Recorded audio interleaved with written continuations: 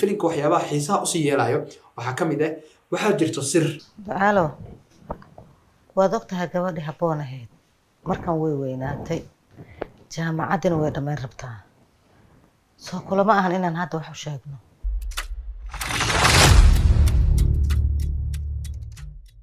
Asalaamu calaykum waraxmatullaahi wabarakaatu guys, kusoo dhawaada mar kale muuqaal cusub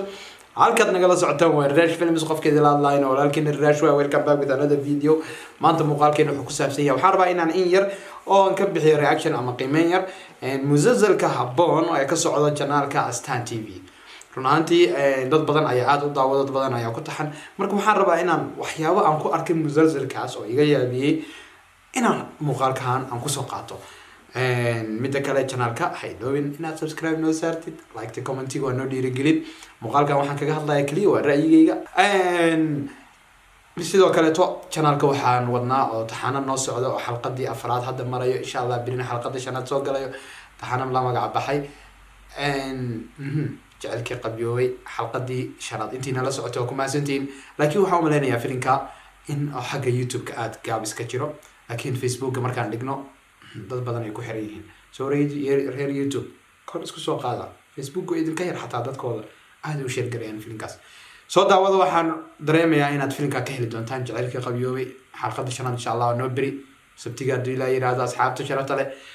marka waxaan rabaa inaan halkaan markaan in yar kaga hadlo musalsalka habboon oo adiga iminka ugu yaraan ilaa 3 toddobaad inuu socdaan jeclahay ayaa noqday musalsal inta badan dadkii aad u daawadaan. aniga marka maalmihii hore ee musalsalka socday ma daawan jirin. xalqadii 6aad markuu marayo ayaa xasirnimo musalsalkan intaana viewers ay daawadeen bal dib u daawo bal fiiri adiga. waxay ugu qaadatay inaan markaa habeen ilaa ay subaxii aan dhowr jeer kala daawado, isla markaasna xalqadii 8 ee ugu dambeysay hadda aan daawaday. marka waxaan rabaa dhowr waxyaabood aan ku arkay inaan musalsalkaasi kaga hadlo. waxaan kala qaadayaa 3 qaybood: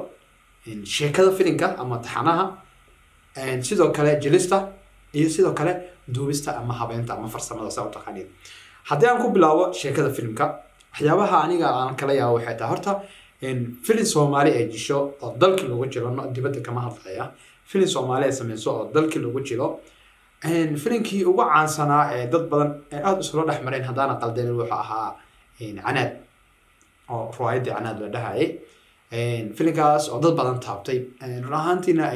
emotional ama dareen gooni ah watay. marka laga hadlayo in la sameeyo taxane ama musalsal qaarkiis sida u taqaaniin, run ahaantii waa wax aad u adag sometimes. maxaa yeelay hal filim kaliya oo 45 daqiiqo soconayo ama hal saac bar soconayo yaa waqti badan qaato. taxana ka waran maalin walba 30 daqiiqo ama dhowr iyo 20 daqiiqo, markaas ka problem. marka aan u guda galo sharaxaadeena sida kaleeto sheekada filimka aniga waan qaatay, run ahaantii waan ka helay. maxaa yeelay ma aaminsanin aniga in dalkii gudihiisa sheeko noocan oo kale ah la sameyn karo oo weliba lagu bees garayn karo nolosha qoysaska Soomaalida, iyadoo aan la koobiyeyneynin ama la soo xadeynin fikrado ajaanib ay sameeyeen, laakiin si basic ah loogu qiimeyn karo nolosha dadka Soomaalida caadiga anaga nolosha caadiga naqaano oo reality macnaha ah. so sheekada waxyaabaha aan ku qaatay waxaa ka mid ah filimka waxyaabaha xiisaha u sii yeelayo waxaa ka mid ah waxaa jirto sir. Ducaalo, waad ogtahay gabadhii habboon ahayd markan way weynaatay jaamacaddina way dhammayn rabtaa soo kulama ahan inaan hadda wax u sheegno. amrani waa ogahay inay habboon weynaatay, laakiin lama joogo waqtiga aan wax u sheegi lahayn. sirtaas oo qof walba oo muuqaalkaas daawadaha ka ah uu sugayo inuu ogaado. kaliya sirtaas waxaa og hal qof, directorka iyo intii la jilaysay markii la isku soo wada waa filim sameeyaasha kale ayaa og, laakiin dadka kale ee daawadayaashaas sirta ma ogo. waxay sugayaan xalqadda ka dambeysa goormay sirta la sheegi doonaa. waxaa kaloo iyadana filimkaas aan anta arkay musalsalkan taxanahan habboon aad ii soo jiitay ii xiisa geliyay jaceylka habboon iyo Jamaal oo asigana ah mid kale oo qarsoodi ah oo qofka daawadaha haddana kusii kalifayo in uu sugo goormay fashilmi doonaan, goormay la ogaan doonaa, Allah waa ama la ogaada yaa hor sheegan doono. waxyaabahaas oo dhan oo qofka daawadaha kaas oo attentionka ama dareenka qofka ku kalifayo filimka inuu dhameysto waqti badanna daawado,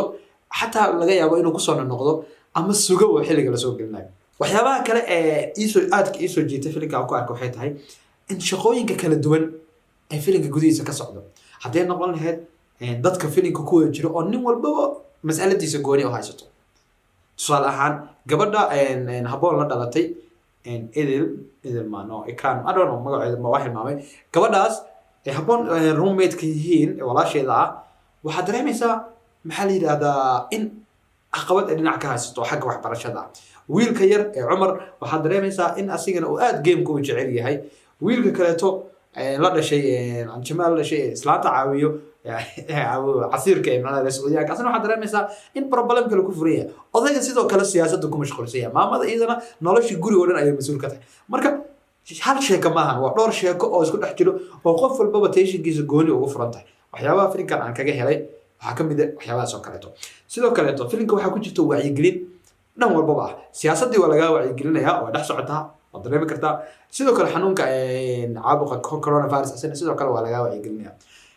sheekada filimka marka intaasan kaga gudbaya oo dhinac walba ay ka dhisan tahay waa sheeko dhinac walba ka dhisan okay aan usoo laabta xagga jilista dhammaan dadka filimka jilaayo min yar cunuga yar ee ugu yar ilaa odayga waxaa u malaysaa in dad lasoo xule ay yihiin waxaa u malaysaa in dad ay yihiin maxaa la yidhahdaa aada loo soo tababaray inkastoo dadka badankooda ee filimkan jilaayo ay yihiin turjumaano oo taxanayaal turjumo taasna ay ka caawin karto in maxaa la yidhahdaa qofka uu noqdo qof maxaa la yidhahdaa jilitaanka nasarkiisa wax badan ka saacido maadaama uu maalin walbaba acteer u hadlayo marka waxyaabaha kaleeto aan aadka uga jeclaaday waxaa ka mid ah qaabka dareenka jamaal iyo maxaa la yidhahdaa iyo haboon iskula wadaagayaan tusaale ahaan jamaal markuu haboon la hadlayo dialogyada la adeegsanayo dialogyo cilmiyeysan wayaan dialogyo intaa markaad dhegeysanaysid aad wax badan kala bixis wayaan iska free dialogue ma aha waxyaabaha annaga aan samayn oo kaleeto yurub hadda dhaqaale aad u badan ay haystaan bulshada korarkeedana wuu isdhimay marka nin qaacidadiisa bay saxnayn u ahaa Wow, someone did her research. naga joojiye so marka xagga dialogue qofka qoray Allah waan ka helay maxaa yeelay aad ayuu uga fikiray waxyaabaha kaleeto maxaa la yidhahdaa filimka aan kaga helay qaab jilista markii la tago filimka level ahaan aad ayuu hadda ugu soo dhawaaday levelada filimada East Africa laga sameeyo sida Ethiopia iyo Kenya oo taxanayaashooda hadda aragtid allada wow dadkan waa caadi ma ahani kamarada adeegsanayaan qaabka jalinkooda ninka koomikista haduu yahay oo mid dadka qosliyo hadii cara jirto waxoo dhan waxa u malaysaa industry-gooda inay horumariyeen sidaas la mid ah filimkan kama dhaco xataa kama dhaco aan aaminsanahay taxanayaasha hindida ee iyaga turjubaan maxaa yeelay sheekadan waa sheeko Soomaaliyeed sheekadan waa sheeko maxaa la yiraahdaa filimka bilowgiisa ilaa dhamaadkiisa ay sugaysid waxa qarsan inaa ogaatid waa kuma haboon aabaheed waa ayo yaa dhalay haboon reerkan hadday dhaleen maamada kale ee maxaa la yidhahdaa xanuunsanaysa maxay ka sheekeynaysa so all isku soo wada dub filimka min bilow ilaa dhamaad waxaa umalaysaa in lagugu taxay in aad dhamaysatid lagugu kalifay tusaale ahaan waxaa lagugu kalifayaa inaad ogaatid sirtan meesha ku qarsan taasna waan ku ammaanayaa directorka filimka sameeyey iyo Astaan TV haddaan usoo laabto dhanka maxaa la yidhahdaa duubista waa perfect maasha Allah si fiican loo duubay positionada lagu duubay meelaha badan ee la adeegsaday Allah bid aad ugu helay color grading ama colorka la saaray filimka super hit waxyaabahaas oo dhan marka filimka markii la isku wada geeyay maxay ka dhigeen wax aad u qurux badan wax maxaa la yiraahdaa dadka ay jeclaysanayaan inay daawadaan haddii aan usoo laabto quruxdu waa sheega waa inaan dhaliilahana sheegaa dhaliisha ugu weyn aniga aan u haayo oon dhaliil aan dhihi lahayn laakiin tala aan siinayo waxay tahay dad badan oo Soomaaliyeed oo waxaa jiro oo qurbaha ku dhashay dhalinyaro badan filimkaana jeclaan lahaa inay aad u taabadaan laakiin luqadii Soomaaliga ayaa adag tahay marka waxaa samayn karteen inaad hoos turjubaan yar u saartaan ama far qoraal ama caption saa u taqaanin taas marka qofka ka caawinaysa xataa dadka dhagaha la ee wax akhrin kara xataa faa'iido u ahaan lahayd maadaama filimka filim aad u qiimo badan yahay taas waa xaq talo aan Astaan TV ama qolada filimkaan u soo jeedin lahaa soo laabto maxay ka bedeli kartaa filimkan Somali industry films ama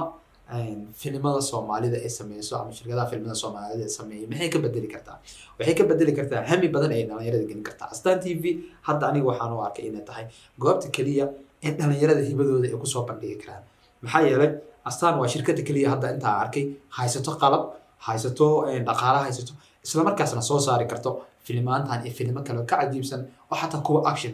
ay sameyn karaan. waa haddii markaaseeto waxyaabaha qaar ay u saamaxdo inay meelaha qaar ku sameyn karaan. Okay, gabagabadii waxaan leeyahay bahda Astaan jilayaasha dhammaan waxaan leeyahay filimkan haddaan nahay aniga dhalinyarada sameyso filimada ama isku daydaba isku yaradaynaa waxay noo tahay dhiirigelin inaan sameyno filmada noocan oo kale ah aan ku dayashana sameyno. aad baan idinku mahadcelinayaa muuqaalkan haddaa idinku dheeriiraal noqdo intaa kulmi doono muuqaalka xiga waxaa idinkaga tagayaa sidaa inoo adgeliyo. Peace and love.